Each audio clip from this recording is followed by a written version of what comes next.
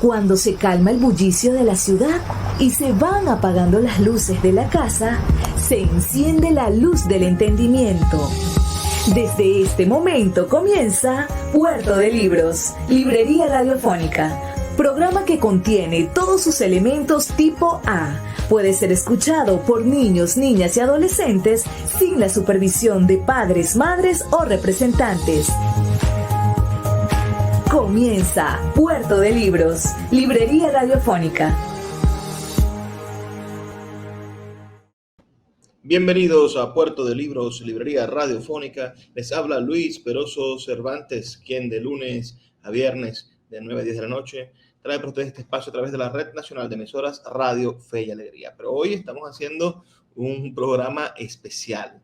Los amigos de Radio Fe y Alegría van a escuchar este programa el próximo lunes o cualquier día de la semana, pero estamos en vivo a través de nuestras redes sociales, en Twitter, en Instagram, en Facebook y también en nuestro canal de YouTube.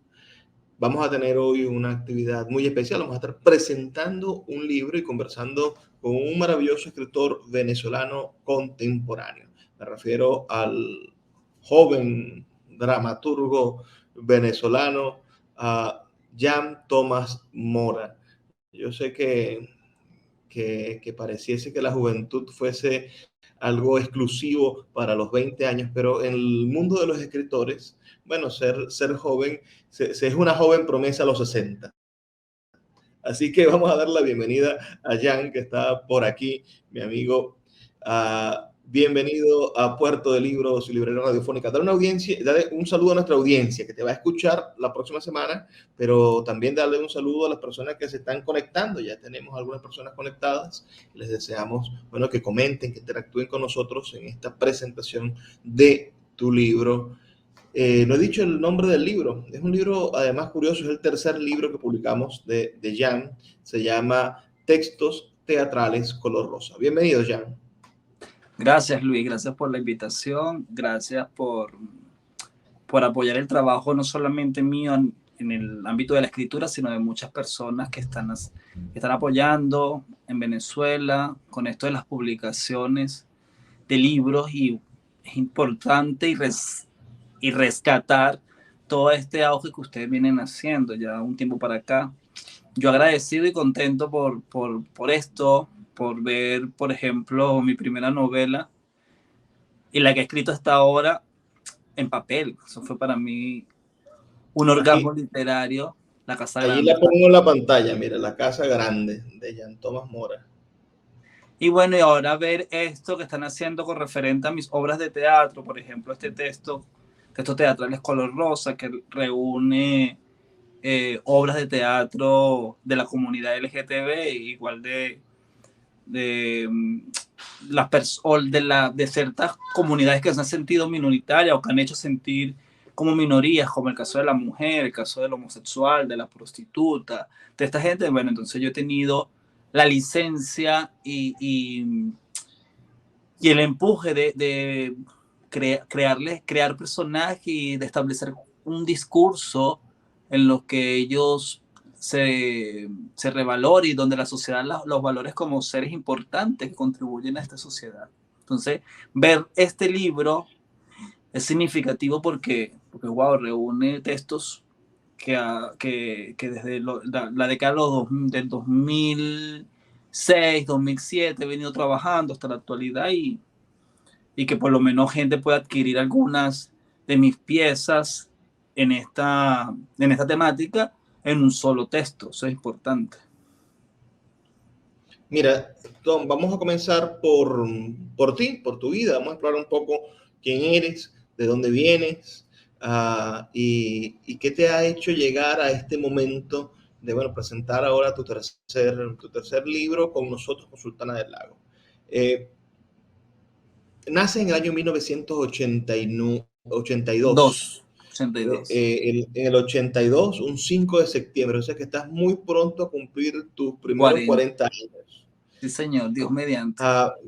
Cuando se llega a los 40, bueno, los hombres tienden a sufrir esa llamada crisis de la edad media, ¿no? Y empieza uno se empieza a dificultar la cosa. Háblame un poco de tus primeros recuerdos. A mí me gustaría, yo siempre pregunto en Puerto de Libros, siempre busco encontrarme con los sentidos de lo venezolano. Es decir, tus textos rescatan ampliamente la idea del lenguaje venezolano, del sentir venezolano.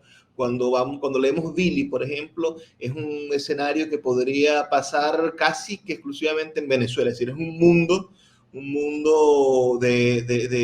del Amponil, aquel personaje, pero también los afectos que se manejan son muy venezolanos.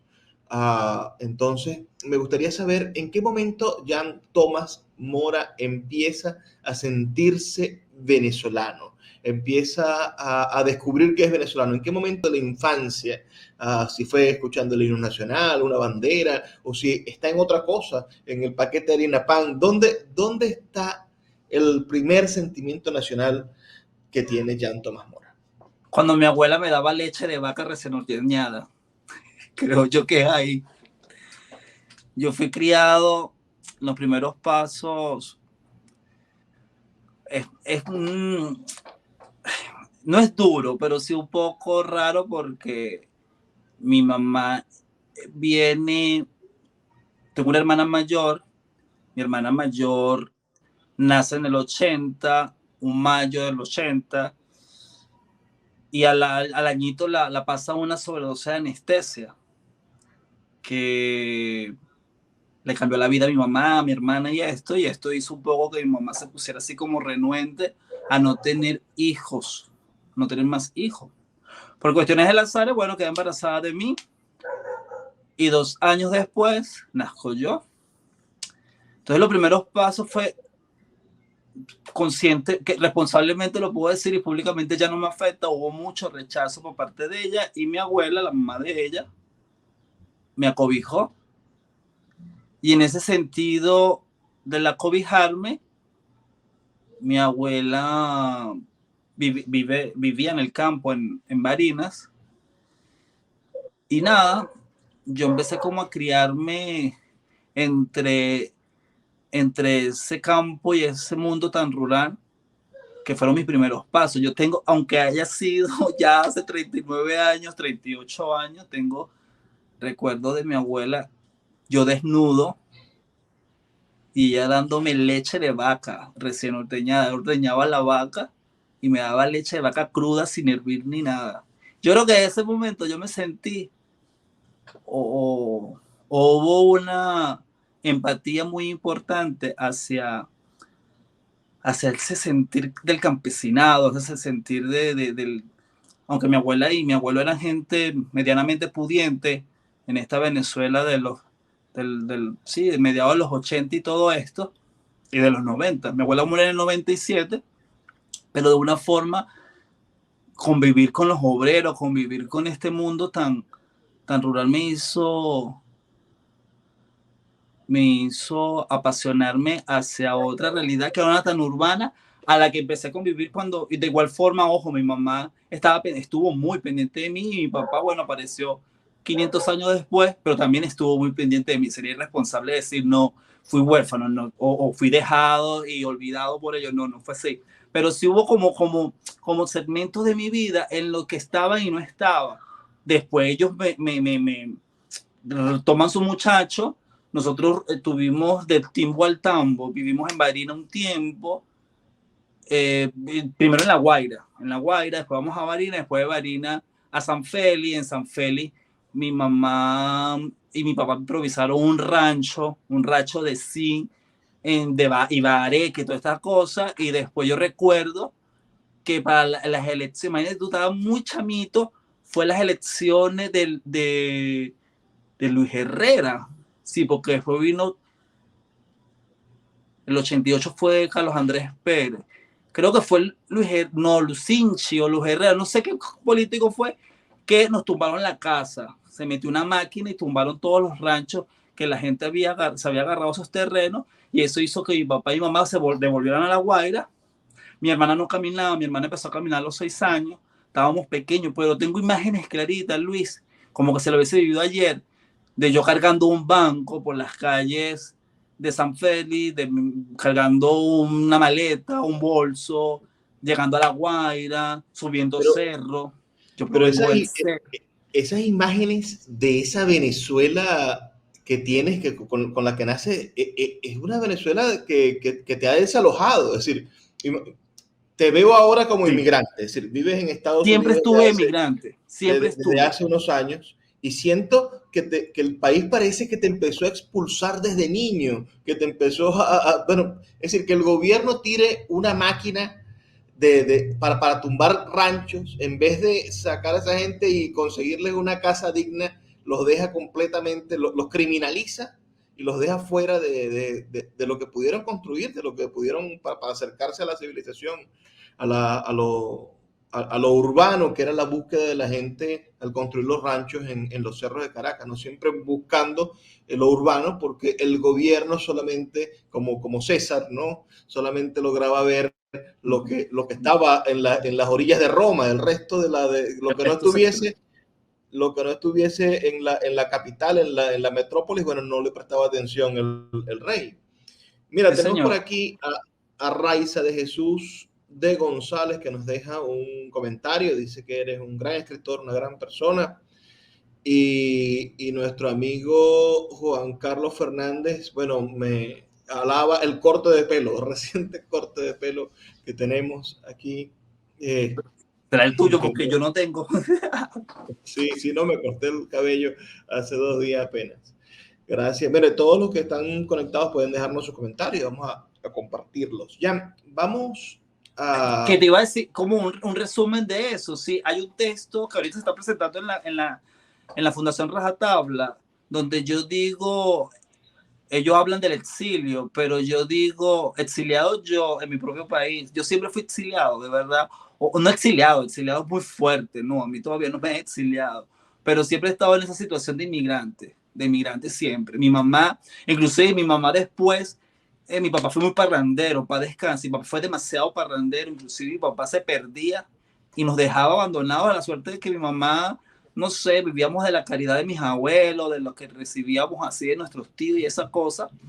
O mi papá a veces nos hacía llegar como cheques, ajá, para que se mantenga un mes. Y él seguía parrandeando en Puerto Ordaz, en la misma Guaira. Y mi mamá perdió casas así, por la mala cabeza de mi papá. Entonces teníamos que estar en la misma Guaira brincando hasta que llegamos. Y hoy en día la casa existe en Caraballeda, el sector de Caimito, y ahí nos quedamos. Pero siempre estuve de migrante, con un bolsito y una maleta ahí rodando. Esas imágenes las tengo, y de muy muchachito. Vamos a migrar lentamente, un momentico, a escuchar los mensajes de Radio Fe y Alegría. Son 2 minutos y ya volvemos con este programa especial que estamos haciendo con nuestro amigo Jan Tomás Mora, autor de Sultana del Lago, editores. Escuchas Puerto de Libros con el poeta Luis Peroso Cervantes. Síguenos en Twitter e Instagram como @Librería Radio. La librería Puerto de Libros, librería de autor, ya se encuentra en el Teatro Baral de Maracaibo. Puedes acercarte al maravilloso espacio del café del Teatro Baral y allí vas a encontrar un repertorio gigantesco de libros de nuestra librería Puerto de Libros, librería de autor. También puedes solicitar cualquiera de nuestros títulos a través de nuestra página web puertodelibros.com.be o a través de nuestras redes sociales, especialmente Instagram, @Puerto de Libros en Facebook, Twitter e Instagram. Puerto de Libros, la mayor librería virtual de Venezuela y ahora también en el Teatro Baral, patrimonio cultural de nuestro país. Escuchas Puerto de Libros con el poeta Luis Peroso Cervantes. Síguenos en Twitter e Instagram como @Librería Radio. Seguimos en Puerto de Libros, librería radiofónica, esta noche conversando con nuestro querido escritor Jan Tomás Mora. Jan, háblanos. Vamos a comenzar a hablar de tu literatura. ¿En qué momento empezaste a escribir? Supongo que como todo dramaturgo empezaste seducido por el teatro. Entonces, quizá cuando yo te pregunte cuál fue la primera obra de teatro que viste, me vas a responder en qué momento empezaste a soñar con escribir teatro. ¿Cómo comenzaste a encontrarte con el teatro? Que el teatro es el más fuerte o el más grueso de tu género de escritura. Evidentemente acabamos de publicar una novela, tenemos por allí un guión cinematográfico y algunas cosas de producción audiovisual, pero la mayor parte de tu obra escrita es dramaturgia. Y sin duda eres uno de los dramaturgos contemporáneos de Venezuela más prolijos, ¿no? Poder construir los textos para que se publiquen y no solamente el libreto como un instrumento teatral, no solamente el libreto como una herramienta práctica para la puesta en escena, sino también pensarlo como el iniciador de la imaginación, porque la dramaturgia, más allá del libreto, la dramaturgia, el texto dramatúrgico es como una chispa que le va a dar ignición tanto a actores como al propio director teatral para construir, bueno, versiones y versiones infinitas de los textos. Pero ¿en qué momento descubriste el teatro? ¿Cuándo comenzaste a ser seducido por, si mal no recuerdo, es Terpsícore, ¿no? ¿No? La musa del teatro, o la Thalía. Terpsícore. Sí, señor. A los 8 años, cuando leí Yerma de Federico García Lorca, yo empecé al revés. Yo siempre he sido fanático de la lectura. Imagínate aquella cosa que le pregunta, eso es al principio, ¿no? Que le pregunta, ¿y cómo se siente estar embarazada? Y aquella mujer le dice, tú has tenido un pájaro en la mano. Un pájaro en la mano. Y le dice, sí, claro, es decir, bueno, eso, pero en la sangre. Vaya. Y cuando le pregunta que Dios te ampare, que Dios me ampare, le dice Yerma, ese detonante fue el que como que me hizo imponer todo el duda. Yo digo, a mí me gusta esto de filosofar a través de las letras. Y le dice la vieja, Dios no existe, son los hombres los que amparan. Tú dices, ya va. Eso retumbó mucho en mi cabeza. Pero mucho más allá de eso, el texto construido me llevó fue al autor. Inclusive el que lo sabe, el que me conoce sabe que mi autor preferido es García Lorca. Y entonces a raíz de eso yo empecé a ver que me inclinaba a escribir textos, pero para que fueran representados. Ya había escrito algunas que otras cosas como como poemas, como cosas así, pero claro, era muy niño y no me apasionaba tanto como lo que yo había construido o lo que había descubierto, perdón, construido no todavía, porque yo escribí mi primera obra a los 15 años, lo que había descubierto a través de la dramaturgia, con todo y que había leído cuentos, cosas en el colegio, pero siempre fui muy... ¿A qué edad te conseguiste con Yerma entonces? Porque si me dices que tu primera obra la escribiste a los 15, comenzaste, pero bastante niño. Sí, yo empecé a escribir, disculpa que yo aquí como raro. ¿A qué edad leíste Yerma? A los 8 años. Vaya, tenía 8 años cuando leí Yerma. ¿Cómo llegó Yerma? Disculpa. Desde los 8 años comenzó esta experiencia literaria, este mundo, este encuentro con el arte de la palabra. Sí, empecé a leer Yerma, empecé a leer muchos cuentos de Horacio Quiroga, pero mi primera obra dramática fue Yerma. Leí el Edipo Rey como a los 11, obras de teatro de autores venezolanos que te ponían en los textos del colegio. Me llamaba mucho la atención que si textos de los sainetes venezolanos como de Menezes y toda esta gente que llegaba a nuestras manos en la época de bachillerato. Entonces ahí yo empecé a ese disfrute. Ojo, yo siempre decía, me gusta escribir, pero no sabía en qué faceta me inclinaba. Siempre tuve claro en esto prematuro, Luis, de que mi oficio iba a ser escritor. Yo siempre lo tuve claro. ¿Cuándo decido? Cuando me topo cuando hago constante la lectura de dramaturgia, porque leer dramaturgia no es fácil. Yerma me sedujo más el autor. Después, entonces, con el autor empecé a investigarlo.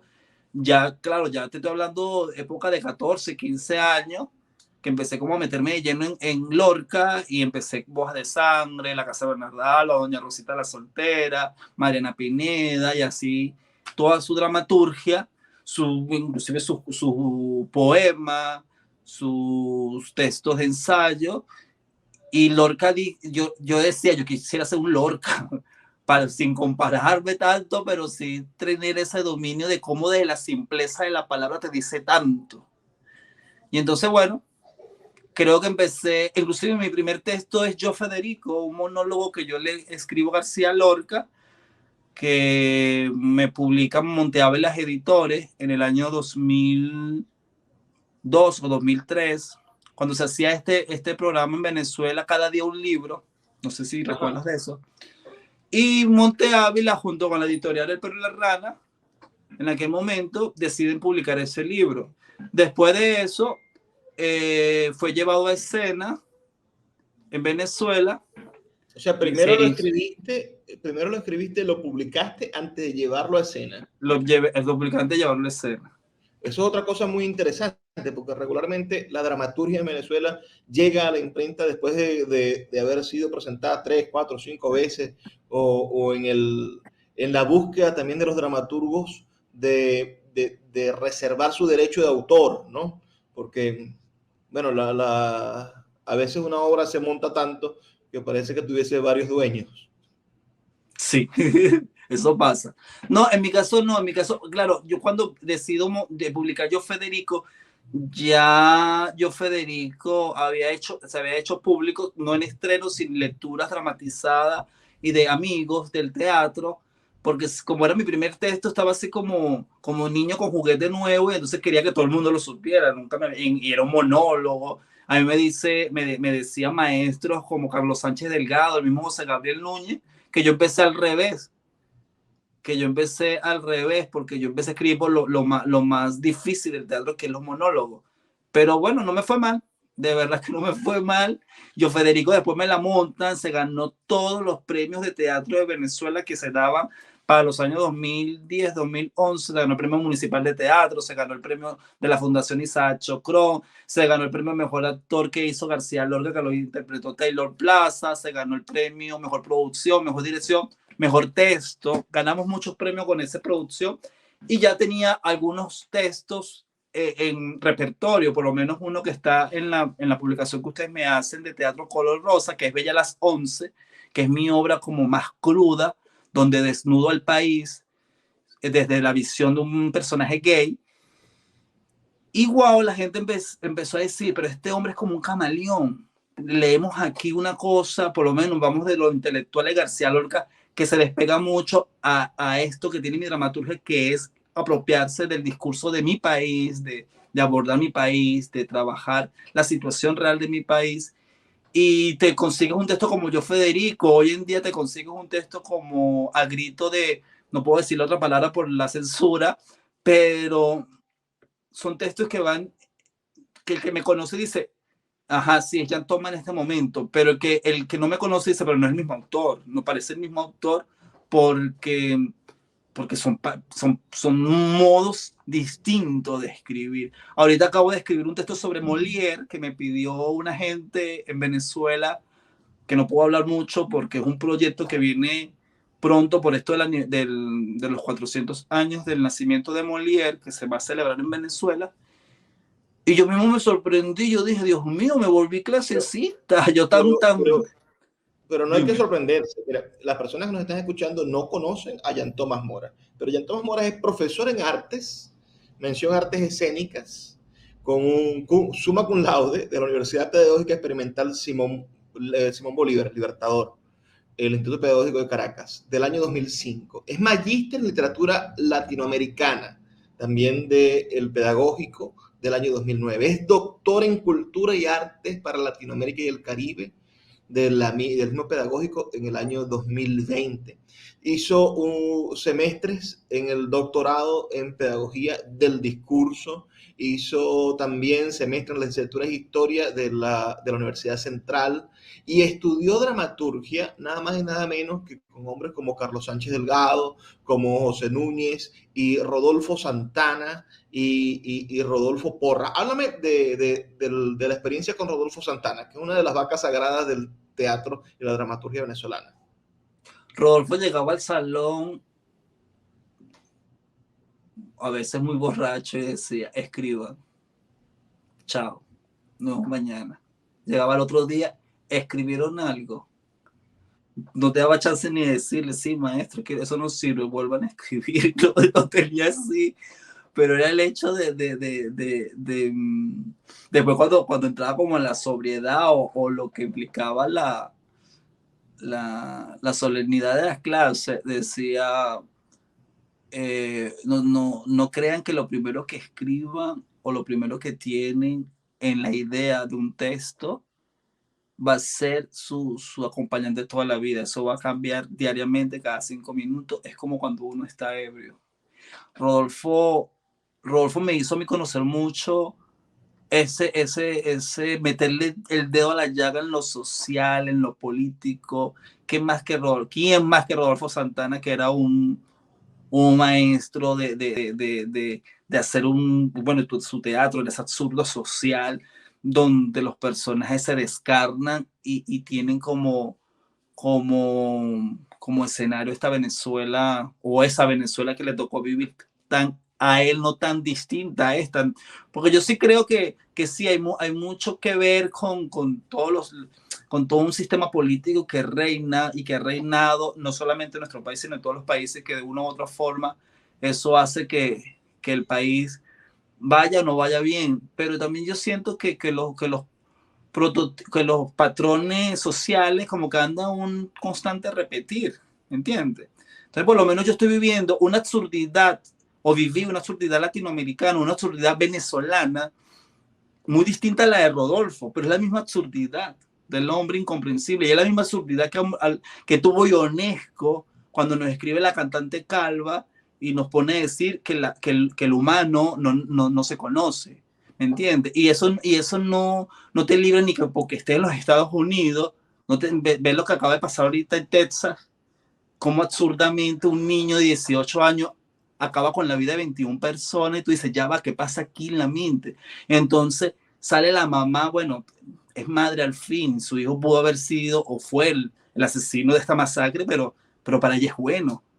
Entonces tú dices, esto va en un germen que de una u otra forma... Que está en el diálogo venezolano, ¿no? Recogido centenares de veces en la prensa venezolana. Él solamente salía a robar. Bueno.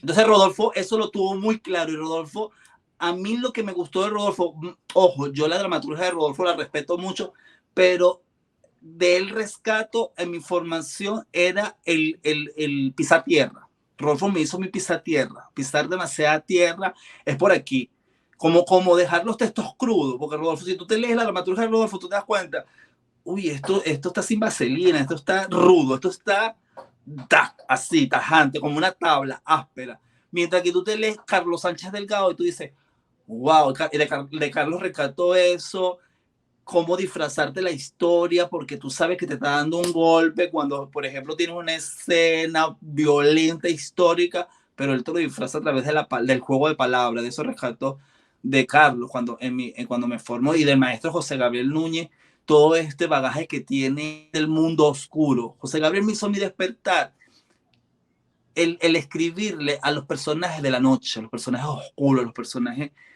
eso que son los que más nos apasionan, los que nos, digo yo, y es lo que más me atrapa, me seduce. Yo no puedo dejar de escribir y que uno de mis textos no parezca un personaje de la noche, un personaje marginado, un personaje que está en la periferia de este mundo. Vamos a hacer una pausa para escuchar los mensajes de Radio Fe y Alegría, y ya volvemos con el siguiente segmento de esta entrevista con el dramaturgo, novelista también, escritor venezolano Jan Tomás Mora. Escuchas Puerto de Libros con el poeta Luis Peroso Cervantes. Síguenos en Twitter e Instagram como @Librería Radio.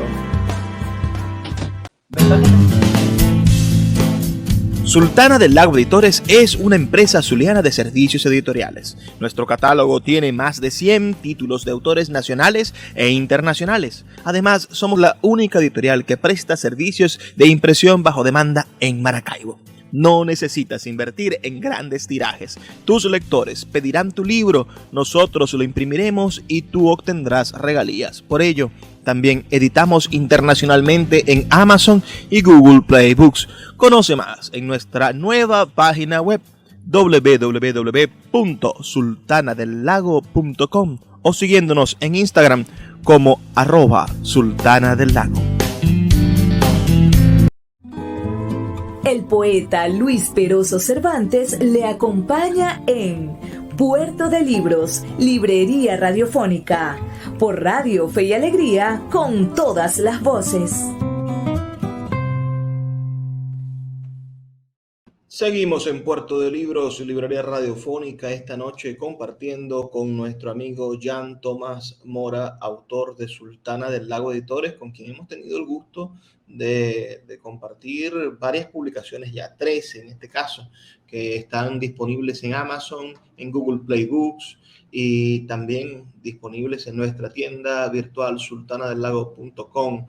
Pueden ustedes, los que nos están viendo en vivo, podrán ver la portada de La Casa Grande, esa novela de Jan Tomás Mora, y también les pondré por aquí la portada de Lo llaman Billy, un guión maravilloso donde se revela, bueno, esa búsqueda del amor homoerótico, pero también una manera de entender las complejidades sociales de la homosexualidad en Venezuela, porque no es solamente enfrentarse con lo venezolano como si fuese un jardín de rosas, ¿no? Quizás hablamos de Venezuela y decimos, qué bella es Venezuela y qué lindo está todo lo que sucede en el país, pero no nos damos cuenta, bueno, de los profundos, complejos traumas, de los procesos segregacionales que se viven en el país, de la discriminación profunda que tiene el pensamiento venezolano, contra lo cual estamos luchando. Estamos intentando construir una sociedad más amplia, pero sin duda no es tan fácil hacerlo, y más cuando bueno, tenemos gobernantes que son tan conservadores como las personas que cometen este tipo de actos de discriminación. Pero antes de entrar en los libros, me gustaría que me hablaras de algunos de tus proyectos. Por ejemplo, en el año 2001, cuando eras una joven promesa de 20 años, fundaste el grupo de teatro Jóvenes Actores de Vargas. Y después una empresa, Producciones Nuevo Teatro Nuevo en el 2004. Háblanos un poco de esas dos experiencias como emprendedor y como creador. Mira, en Vargas fue mi escenario principal para el desarrollo teatral de mi vida, para mi carrera artística. Los grandes momentos los viví yo en Vargas. A mí me interesó colar en el teatro caraqueño, y más porque yo venía formado de la Fundación Rajatabla, yo venía formado como actor del Pedagógico de Caracas y de Rajatabla, vuelvo a citarlo, del Teatro Universitario de la Central, talleres aquí, talleres allá. Yo me empecé a codear, hice mucho teatro cuando te digo chamo, hasta los 20. Después de los 20 decidí no actuar más nunca en mi vida, y decidí volverme. Yo creo que también el hecho de escribir me volvió como gerente, me volvió como una persona muy planificada, muy planificada y muy, ¿cómo se llama esto? Cuando uno está muy organizada, por llamarlo así, de que yo me sentaba, y me siento todavía con mis productores y mi gente a planificar ya el año 2023, por ejemplo, ahorita a mitad de año. Ya lo tengo planificado previamente que se va a hacer a nivel de espectáculo, y eso me llevó, claro, si tú te pones a ver, uno cuando va a escribir una novela o va a escribir una obra de teatro, uno planifica ya cuánto tiempo te vas a tardar. Bueno, yo lo hago así, es mi manera de matar mis piojos. ¿Qué tiempo te vas a tardar? ¿Qué tiempo vas a cubrir tal segmento, tal cosa? Y no sé qué más. Entonces, en ese sentido, yo quise fundar un grupo de teatro, Jóvenes Actores de Vargas. Esto nace porque vino la tragedia de Vargas en el año 99, y yo empecé a trabajar, imagínate tú, vendiendo pollo en Pollo Arturo en Caracas, para pagarme los estudios universitarios. Mi papá y mi mamá, mi papá queda desempleado, ellos nos tuvimos que venir a Caracas por lo de la casa, por todo esto de la tragedia, todo aquello, y después ellos en marzo deciden devolverse a La Guaira y yo me quedo en Caracas. Pero en el mes de mayo, por ahí, me llama un amigo para decirme que en el complejo cultural José María Vargas, en aquel momento llevaba ese nombre, estaban buscando profesor de teatro, que si yo que estaba interesado, y yo, sí, no hay problema. Agustín Ávila, en paz descanse, se llamaba ese señor, que él llevaba de la dirección artística de ese complejo cultural, junto a Levis Russell, el famoso dramaturgo, en aquel momento me recibió, y yo empecé a dar clase ahí. Eran chicos de Caraballeda, chicos que nunca salieron de ahí por la tragedia de Vargas, y que había una sensibilidad muy simpática es como cuando se le despiertan los polos por querer hacer cosas y olvidar lo que fue ese trago amargo de la tragedia de Vargas. Yo empecé a dar clases. En ese momento me nace un monólogo que se llama El Único, que es un monólogo dedicado a las víctimas de la tragedia de Vargas, y yo escribo ese monólogo. Ese monólogo se estrenó muchos años después, pero se hicieron como ejercicio partiendo de ese texto con los chicos, haciendo cosas, explorando cosas, y de ahí nosotros hicimos como para la muestra final, presentamos segmentos y escenas de Aquiles Nazoa, literatura fácil, teatro para leer, toda esta cosa, y los chicos mismos me dijeron, profe, pero ¿por qué no fundamos un grupo de teatro nosotros mismos? Y yo, bueno, le tomé la idea y éramos todos jovencitos. Yo tenía, ¿qué? La tragedia de Vargas, 19 años, el 2000 estoy hablando. Y desde el 2000 empezó el grupo a funcionar, pero constitutivamente fue el 2000, cuando lo registré, 1 o 2 años después fue que empezó el grupo a aparecer jurídicamente. Y mira, Jóvenes Actores de Vargas me ha dado y me sigue dando frutos, porque con eso hicimos una sede en Caracas que se llama HAT Producciones, Jóvenes Actores para Caracas, que la lleva mi mano derecha en Caracas, Elmer Pinto. Y ahorita tenemos una coproducción, él y mi persona, y otro socio que se nos sumó al proyecto, y tenemos en la Fundación Rajatabla Culpables o Inocentes. Nuevo Teatro Nuevo. ¿Qué fue Nuevo Teatro Nuevo fue una productora de teatro que fundé junto a Carlos Sánchez Delgado, pero fue un proyecto que así como nació, murió rapidísimo. Nos invitaron al Festival Internacional de Oriente, el maestro Edilio Peña nos invita, pero teníamos que ir con la figura jurídica y no podíamos, éramos estudiantes del Pedagógico de Caracas, y Carlos se le ocurre la idea de fundar esta productora, Nuevo Teatro Nuevo, y un proyecto muy simpático. Y recuerdo que fuimos con un texto de él, una obra que se llamaba La Mente del Pollo, una obra macabra espectacular. Yo actuaba ahí. Sí, La Mente del Pollo era esa obra. Eso fue en el año 2003, creo que fue 2004, por ahí. Y fuimos, nos presentamos allá, pero después volvimos a Caracas. Él tuvo, una de las integrantes del grupo era la esposa de él, entonces tuvieron problemas. Entonces éramos 4 de esa sociedad. Yo me quise quedar con el grupo, pero él no lo permitió, porque él era, aunque parecíamos toda la junta directiva, él no quiso, y yo, bueno, se separó. Pero con Nuevo Teatro Nuevo hicimos producciones simpáticas, hicimos como 2 o 3 producciones muy simpáticas, tanto en Caracas como en Barcelona, en Anzoátegui, que fue donde lo viajamos. Pero con Java, que es mi agrupación, imagínate tú, con Java hemos ido a Lima, viajamos a Argentina. Yo he dictado conferencias en universidades de América Latina que invitaban a la agrupación, y que no por nada, pero el gobierno regional de Vargas, te estoy hablando del mandato de Antonio San Juan y de Carneiro, nos pagaban los boletos para que nos fuéramos a viajar, porque era una de las instituciones del teatro varguense que estaba en la palestra, se comparaba con agrupaciones que nacieron en el mismo momento y que estaban haciendo proyección internacional importantísima. Es revista del teatro limeño, donde aparecen Jóvenes Actores de Vargas. Eso no lo ha logrado menos del teatro de la provincia, ¿me entiendes? Me gustaría preguntar sobre eso.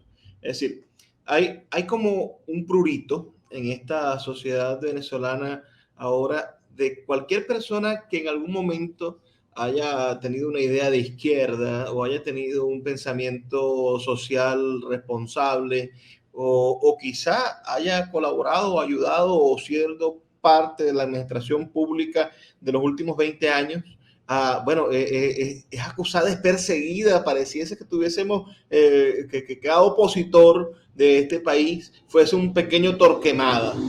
¿Cómo ha sido tu experiencia después de haber, sin duda, participaste en proyectos con apoyo del gobierno regional y otros Por con apoyo del supuesto. gobierno nacional. Formaste parte de la colección, fuiste coordinador de logística de la colección Bicentenario, que es esta colección que ha regalado libros para todas las escuelas y que ha sido muy criticada por los contenidos. Háblanos un poco cómo has vivido esa experiencia. Esto fuera de lo literario, ¿no? Pero muy interesante también como migrante, es decir, vives como migrante, quizá la persecución o el maltrato de esta gente que quiere ver el mundo arder.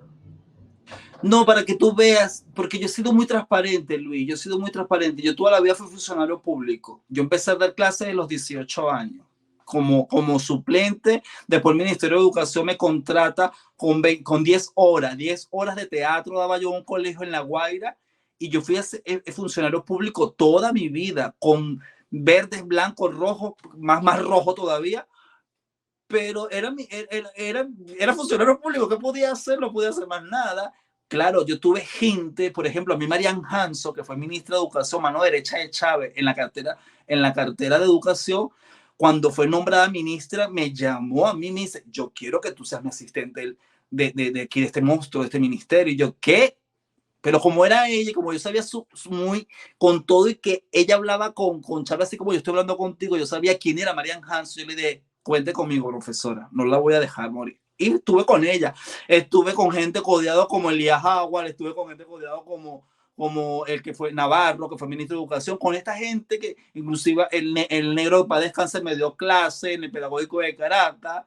Y entonces yo he salido fotos con los de este bando y con los de aquel bando, y la gente que sabe me dice que yo en ningún momento fui afecto al régimen. Nunca fui afecto. Siempre se lo dejé claro a ministro, a viceministra. Cuando me llaman a ser el coordinador de la colección Bicentenario, eso lo precedía la profesora, doctora Magualita Pinto, que ella es de La Guaira, ella era viceministra de programas educativos. Y me da risa porque ella fue mi primera jefa cuando yo empecé a dar clase en La Guaira. Y esa negra le ha dado a la pelea por la educación de Venezuela. Y yo recuerdo que sus palabras fueron las siguientes: solamente confío en ti. Yo sé tus inclinaciones políticas, pero solamente confío en ti. Yo necesito que tú estés la bandera porque tú no me vas a dejar que este proyecto muera. Yo le diría, profesora, pero esto nos van a dar palo, con todo y que usted llame las inminentes de los escritores de la izquierda venezolana, nos van a dar palo. Me dice, yo simplemente voy a ir con el precepto de hacer un bien para mis niños. Yo nunca le haría daño a mis sobrinos. En aquel momento tenía sobrinos como de 5, 6, 7 años. Nunca le haría daño a mis sobrinos. Si esto contribuye a la formación de mi niño.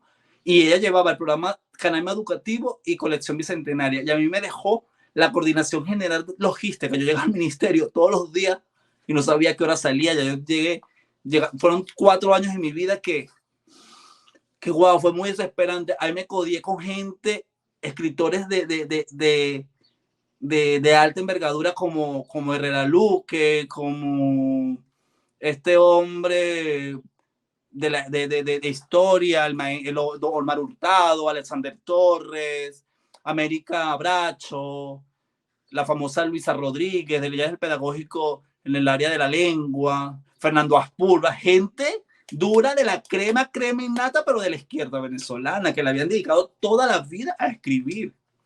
Y estar bajo mi coordinación fue muy significativo. Ojo,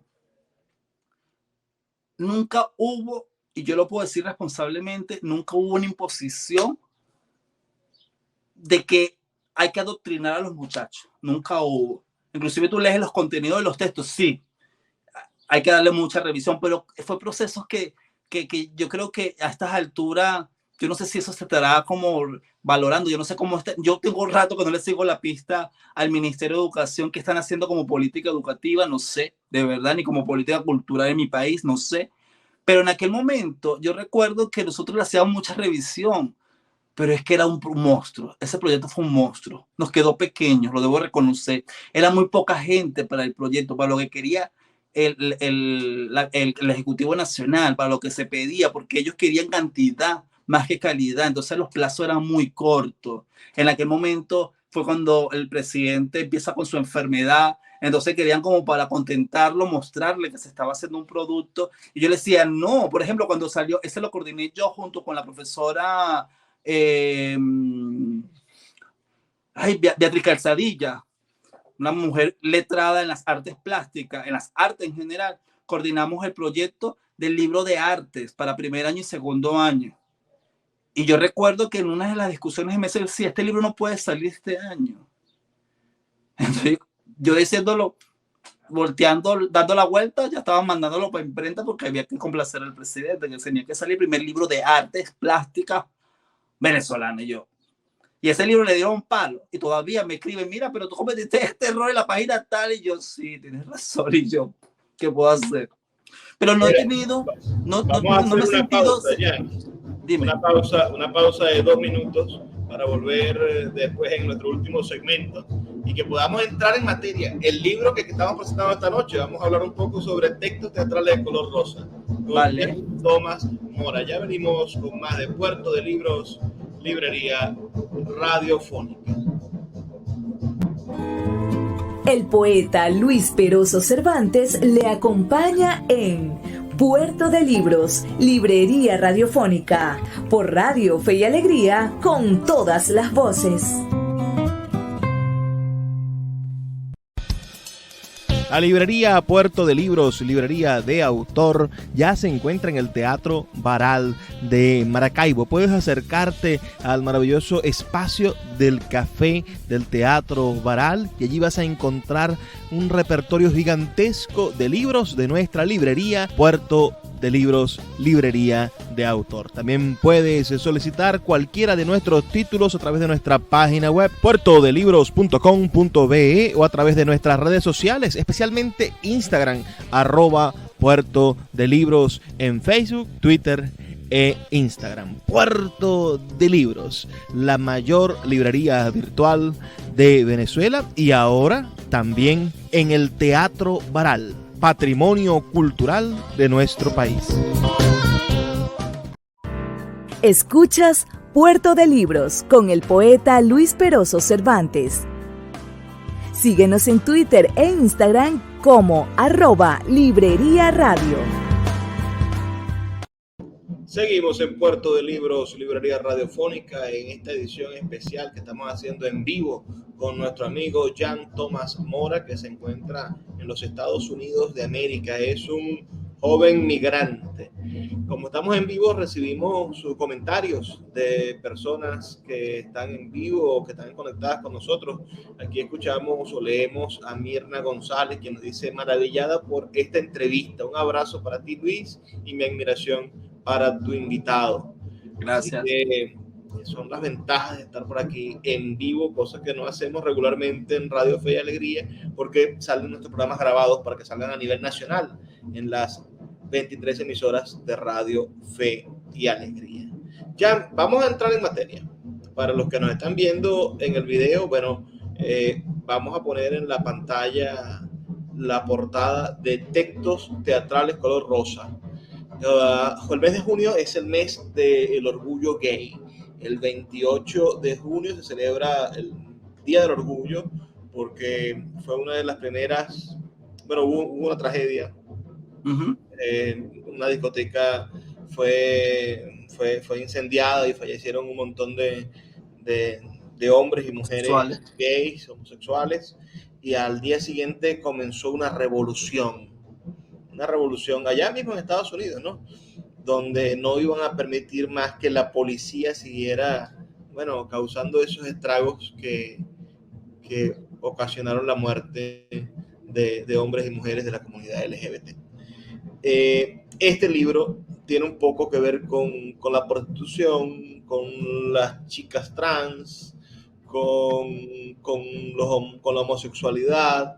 Tiene una búsqueda de la reivindicación venezolana de este asunto, ¿no?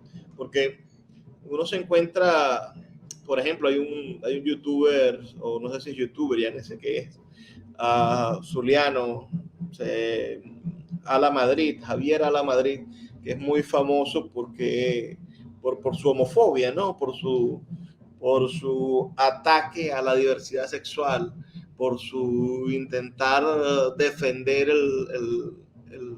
la heterosexualidad. En ese intento maracucho de defender la heterosexualidad, cada vez que la defienden se les cae un poco. Entonces, en ese tejemaneje del venezolano, ¿no? De decir que en Venezuela eso no es un problema. Yo tengo amigos gays, yo tengo amigas lesbianas, yo no soy homofóbico, pero no quiero que se besen en la calle.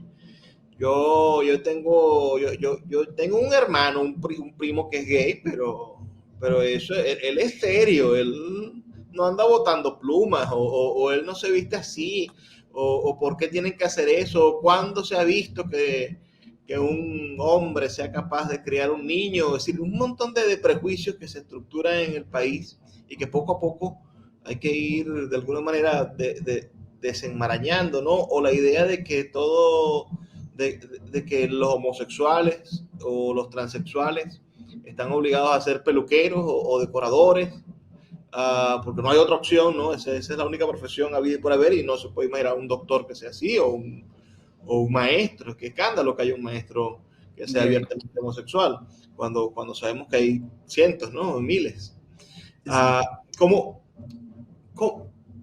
¿Cómo este libro trata ese tema? Háblame un poco de cuáles son, qué tan rosa es el color rosa de los textos teatrales de este libro. Como la vida misma, Luis, así como la vida misma. Es que en la Viña del Señor hay de todo y va a haber siempre de todo. Y yo siempre me he propuesto, y inclusive yo ya perdí la cuenta de cuántas obras de teatro llevo escritas, de verdad, pero el 100%... ¿Ah? En tu currículo hay tantas que no sé cuál es el número exacto. Ya yo perdí la cuenta. Inclusive en estos días el que me lleva a la página web iba a hacer como un censo de todas las obras, porque tengo, de verdad tengo, y las que no están publicadas en la página web, es otro tema. Pero el caso es que todas, el 100%, de ese 100%, el 95%, 94%, es sobre la temática gay o homosexual, para incluir también las lesbianas y los queer y los trans y todo aquello, y todo este movimiento que también se ha generado en los años siguientes.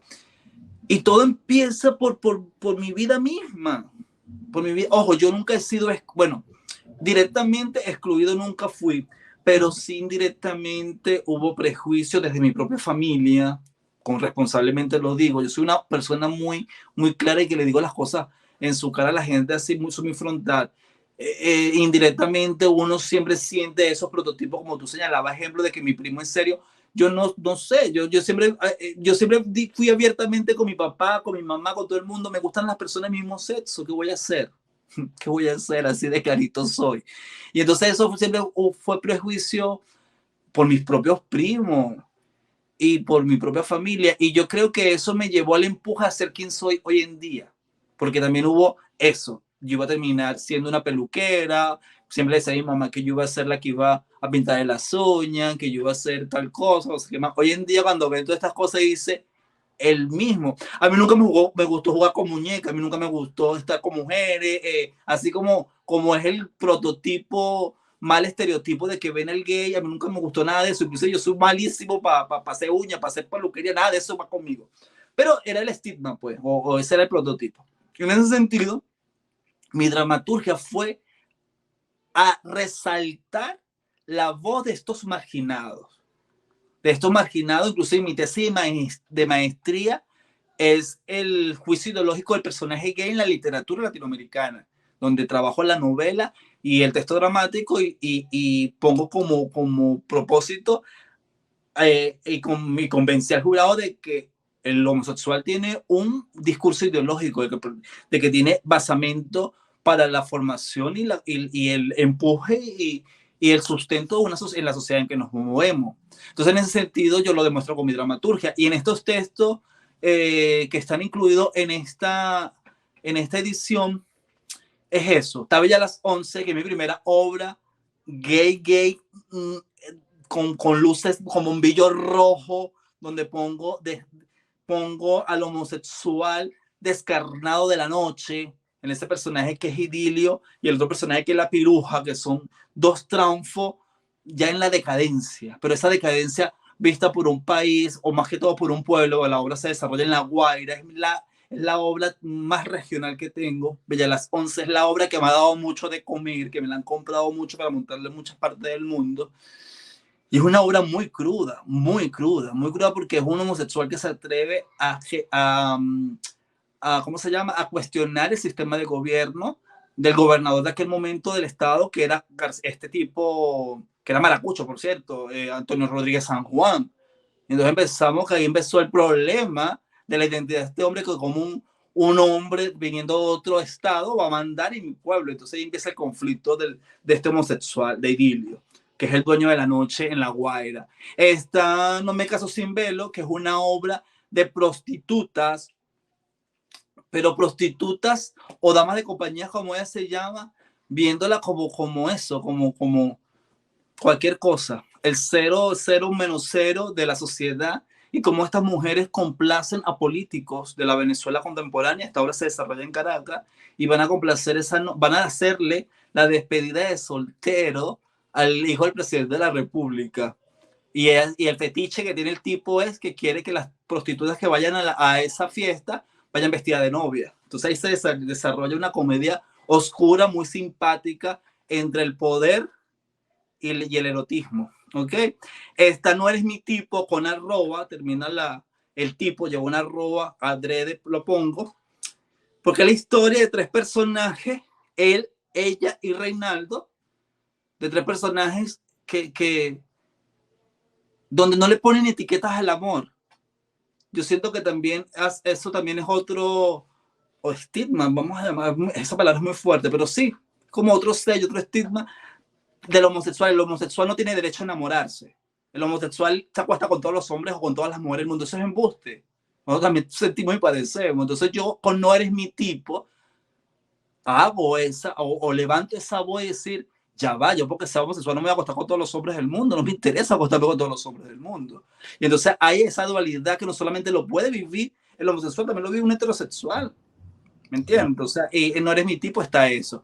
Está la otra obra, Memendazol. En el hombre heterosexual sucede muy a menudo, ¿no? La idea de que el hombre que no corresponde en la cama a la mujer que lo busca, entonces no, es gay.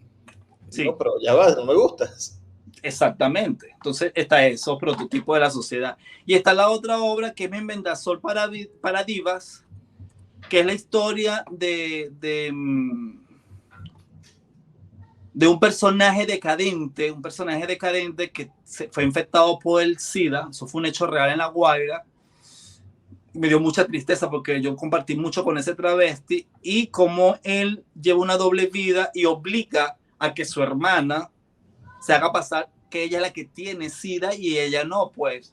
Y entonces una dualidad, pero es más que todo criticando a nosotros mismos, porque entre los homosexuales también hay una competencia o hay una maldad horrible de que ¿cómo se llama esto? De que exactamente hay una competencia, hay eso de juzgar al otro, de criticarlo, porque entonces, por ejemplo, a mí nunca me ha interesado vestirme de mujer, y critico al gay que se viste de mujer por eso, por mariquear, discúlpeme la palabra, pero no me interesa a mí, entonces por eso yo soy juzgado, no puede ser. Entonces entre nosotros mismos, entre nuestra propia comunidad, existe eso de cómo de una manera, porque a mí no me interesa estar afeminado, a mí no me interesa, a mí me gusta estar con barba, yo tengo un prototipo, me gustan los hombres, pero no necesito sentirme mujer, porque si no tendría sabor esto de ser gay, digo yo, ¿me entiendes? Esa es tu, digamos, preferencia. Exactamente. Entonces, en Memendazol para Diva, yo hago esa denuncia de cómo dentro de nuestra propia comunidad existe prototipos que nosotros mismos no hemos creado. Porque también aquí no te creas que también es, bueno, todo lo que mueva hombre, todo lo que mueva pensamiento, todo lo que mueva pasión, carne, genera conflicto. Vamos a estar claros en eso. Entonces, bueno, a eso son los textos que reúne esta edición. Son 4 textos. Tengo muchos más, pero en este sentido quise poner esto porque todos responden también a un periodo de mi dramaturgia. Está la primera obra, después de yo, Federico, vino mi segunda obra, que es Bella a las 11, estoy hablando del comienzo del 2000, Memendazón para Diva fue en el 2010, no eres mi tipo fue en el 2015, y No me caso sin velo fue en el 2017. Entonces hay como una madurez, y quise hacerlo así para que la gente viera cómo hay un avance también en las estructuras, en la atmósfera, en la construcción de personajes. Yo me baso mucho en lo que decía Isaac Chocron y lo dejó demostrado en su famosa obra La Revolución, cómo el personaje tiene que llevar una revolución interna para explorar el mundo, y entonces poco a poco lo he ido y lo voy trabajando muy bien. Ahorita mi última pieza, que es al grito de no puedo decir la frase por el horario, que es basado en el hecho de este chico que fue asesinado en España por ser homosexual y lo matan al grito de una consigna de insultos. Yo escribo esa pieza y acabamos ahorita de tener una lectura dramatizada con unos chicos de México, y los chicos dicen, wow, Jan, que conocen muy bien mi trabajo dentro de la dramaturgia gay, y me dice, ¿cómo has evolucionado? Y se alegraba mucho ver cómo desde el primer texto que han leído mío hay una madurez. Yo digo, los años, la vivencia, la los fórmula. 40 años no llegan gratis, tienen también su consecuencia. Ya toca despedirnos. Hay muchísimo que hablar. Yo creo que tenemos que repetir otro programa para que Cuando tú quieras. conversemos sobre la dramaturgia venezolana, sobre los antecedentes, sobre lo que está pasando en el teatro, sobre quiénes son los actores que tú podrías recomendar para que le pusiéramos el ojo, sobre el mundo del microteatro y el teatro de larga extensión, de 1 a 2 horas, sobre la producción audiovisual, sobre el cine venezolano. Hay tanto que conversar contigo porque tienes tanto que darnos, pero bueno, el tiempo en radio es así, y si queremos comunicar esto, que salga en Radio Fe y Alegría, bueno, tenemos que ajustarnos a los tiempos. Así vale, que, cuando tú quieras. Muchísimas gracias, Jan. Ya este libro se encuentra disponible en nuestra librería virtual, en sultanadelago.com, en las próximas horas también en Amazon y en Google Play Books. Así que pueden ustedes acercarse a la plataforma que prefieran para leer el adelanto de este libro, que tiene un pequeño adelanto. Un 20% del libro se puede leer de forma gratuita en Google Play Books, pero también para apoyar a un escritor venezolano que está haciendo literatura contemporánea en nuestra lengua española. Gracias, Jan, por todo lo que haces por nuestra literatura. Gracias a ti, Luis. Y a quienes nos han sintonizado a esta hora, no me queda otra cosa que pedirles que, por favor, sean felices, lean poesía.